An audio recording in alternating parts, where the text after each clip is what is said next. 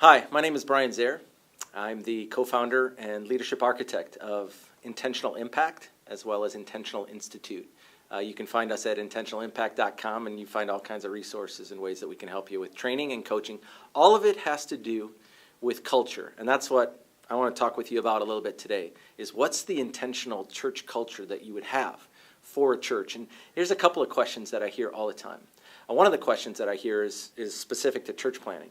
They say, how would we plant a church that has a healthy and multiplying culture? In other words, how do we have something that's functioning the right way, but also is set up to the point where it can reproduce, where we can plant new churches or start new ministries or new sites or whatever that might look like? And I love the question, because when a church planter asks a question like that, what they're saying is, hey, I need to be intentional about what my culture is. How would I go about that? And I think that's half of the battle, is just being very, very intentional with it. If you can find a way to start off with a value that is compelling and clear, that's the biggest deal. I see a lot of church planners that don't create the right culture because they're just trying to do everything. They're just trying to get the church started. It feels like they're just going and storming hell with squirt guns. Let's just go, let's do this. And in reality, the people that are going to be a part of your team, they want to know, what's the most important thing? What are we focused on? So I think that compelling clarity is a really, really big deal. I also think that having focused intensity to get started is the right thing. You can only be focused on a few things. You can be intense about even less. So I think you need to have some very, very intentional culture that says this is the highest value and these are the behaviors that fit with that value. If you can be intentional about it, that's half of the battle, to be honest with you. A second question that I keep hearing is, as a church plant grows, what can negatively affect the church culture? And we see this happen a lot.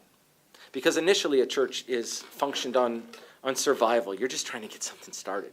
And you're leading people to Christ. There's some great things going on. And then it starts to shift. It goes away from mission orientation to almost being an institution, being a church. So what can negatively affect the culture of a church plant is when programs become more important than relationships. I think that's the simplest way that I can put it. Churches, ministry, is meant to be relationally driven. Many times what happens to our churches is that we become programmatically driven, and we have relationships for the purpose of accomplishing the programs instead of relationships for relationship's sake. So you want to invest in new believers. You want to invest in unchurched people, but you want to invest in them for their sake, for the transformation that occurs.